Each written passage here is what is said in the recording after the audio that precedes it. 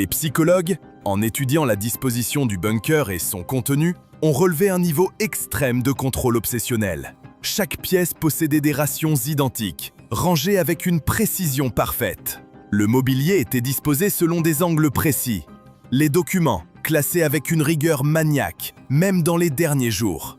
Un expert a décrit cela comme « l'ordre au milieu du chaos », suggérant qu'Hitler s'accrochait aux moindres détails alors que tout s'effondrait autour de lui. Ce comportement obsessionnel correspondait à sa personnalité connue, mais il s'était amplifié face à la défaite.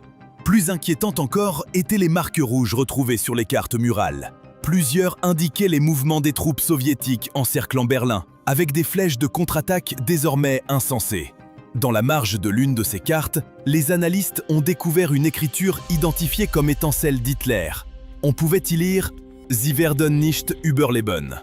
Ils ne survivront pas. Ces mots étaient inscrits près du symbole représentant le centre de Berlin. Était-ce un message destiné aux Alliés ou à son propre peuple? Quoi qu'il en soit, cela révélait un dirigeant qui continuait à livrer des batailles déjà perdues.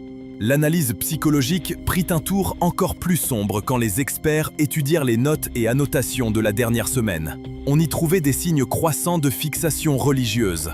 Dans ce qui semblait être son écriture, certaines phrases comparaient l'effondrement de l'Allemagne à une punition divine. D'autres faisaient référence à une purification finale, des mots qui rappelaient ses anciens discours idéologiques, mais qui sonnaient désormais comme des versets fatalistes.